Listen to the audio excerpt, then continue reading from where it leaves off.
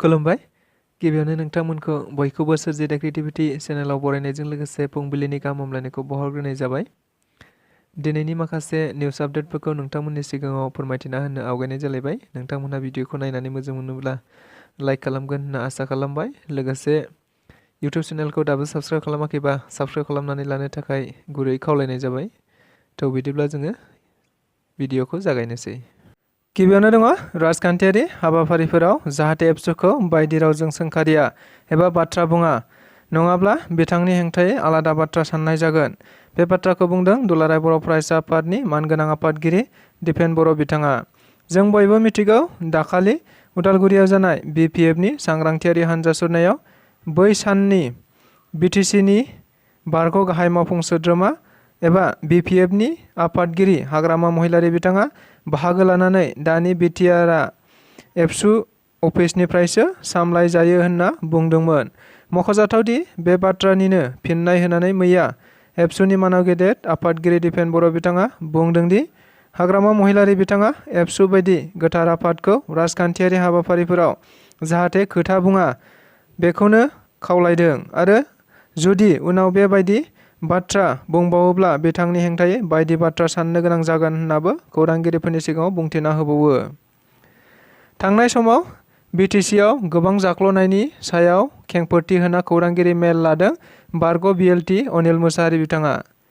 मिथिनाय बायदिब्ला गोबां समाव बायदि बायदि खौरां बिजोंफोरनि गेजेरजों थांनाय BTC सरकारनियाव गोबां रां जाख्ल'नायनि बाथ्राखौ मिथिनो मोनबोनाय थानाय जादों। बेबायदिनो मैया बारग' BLT अनिल मुसाहारि बिथाङाबो मोनसे खौरांगिरि मेलनि गेजेरजों गोख्रों रावजों अजद होना गासै बिफानावनो जाख्ल'दों होनना बुंथिदों। लोगोसे रायजो राजाफोरखौ गोदोनायाव गाथेना गासै BTCनि रां, स्टेटनि रां आरो मिरुनिफ्राय मोननाय रांफोरखौ जाख्ल'दों होननाबो बुंबावदों। बेनिखायनो रावबो रायजो राजाफोरानो BPFनो भट होनाङा आरो BPFखौ अल आउट खालामनांगौ होननाबो रायजो राजाफोरखौ खावलायबावो बिथाङा। आंनि बिमा राव आंनि सोलोंथाइ मिशनखौ मैया 18 मार्च खालि दुलाराय बर' फरायसा आफादा गासै आसाम नाङैनो जिल्ला दुलाराय बर' फरायसा आफादनि सिङाव बेखेवनाय जायो। मिथिनाय बायदिब्ला बे आयदानि मावथांखिखौ दुलाराय बर' फरायसा आफादनि थाखाय थाखानाय मावथांखि आदब आरो गुन गोनां सोलोंथाइनि मावथांखिखौ बिथा खालामनाय जादों। मख'जाथावदि बे आंनि बिमा राव आंनि सोलोंथाइ मावथांखिनि जोहै आथिखालाव बर' फरायसाफोरा गुदि आरो गेजेर फरायसालियाव फरायनाय एबा मुं थिसननाया खमायनायखौ बांहोफिननायनि नोजोरजोंनो बे थांखिखौ लानाय जादों। बेबायदिनो मैयानि बे बेखेवनाय हाबाफारिखौ दाब दाब जिल्लाफोराव बर' थुनलाइ आफाद आरो अल आसाम बड' गुदि फोरोंगिरि गौथुमाबो मैखोमै हेफाजाब होदोंमोन होनना मिथिनो मोननाय जादों। आसा कर्मी बिथांमोनहा खौरां मेलनि गेजेरजों रनजित बसुमतारीखौ साबायखर बावदों।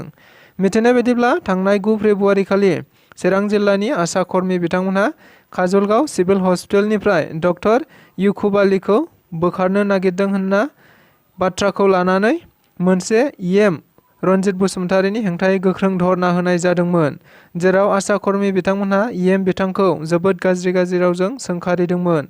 नाथाय मैया बिथां EM रनजित बसुमतारीया डक्टर इउकुब आलीखौ बोखारला होननायाव बाथ्राखौ लानानै आसा कर्मीफ्रा EM बिथांखौ सिगाङाव गावसोर सोंखारिनायखौ निमाहा बिना गोजोननाय आरो साबायखर बावनाय जायो होननाबो मिथिनो मोनबावनाय जादों।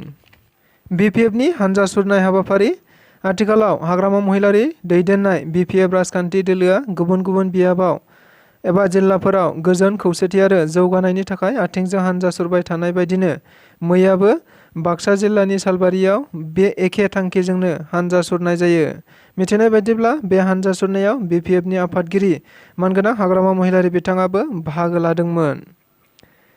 नंखाय सोंथि बिलाइ भाइरेल खालामनानै पुलिसजों हमजादों मासुम आलिया। थारैनो देग्लायनि मेट्रिक आनजादनि सोंथि बिलाइफोरा मोनसेनि उनाव मोनसे गोसारबाय थानायनि जाहोनाव गोबां आयदानि आनजादफोरा फावसयनो गोनां जादोंमोन। लोगोसे गोबां दायनिगिरिफोराबो हमजादोंमोन। बेबायदिनो मैयाबो फैगौ 20 मार्चआव जानो गोनां भुमखौरां एबा जिअग्राफि आयदानि सोंथि बिलाइया गोसारदोंमोन, जाहोनाव गोबां फरायसाफोराबो गोसो गैयैलो जानायखौ नुनो मोननाय जादोंमोन। मख'जाथावदि उनाव सोलोंथाइ मन्थ्रि डक्टर रमेश पिगु बिथाङा मोनसे बिथोन होनायाव बे भाइराल खालामग्रा दायनिगिरि मासुम आली मुंनि सासे मेट्रिक आनजाद होगिरि फरायसाखौ नगाव पुलिसा हमनो हायो। मिथिनाय बायदिब्ला बै फरायसाया गोजाम सोंथि बिलाइखौ नंखायै एडिट खालामनासो भाइराल खालामदोंमोन होनना मिथिनो मोनबावनाय जादों। बेजों लोगोसे दिनैनि रादाबा बेखिनियानो। गोजोन्थों।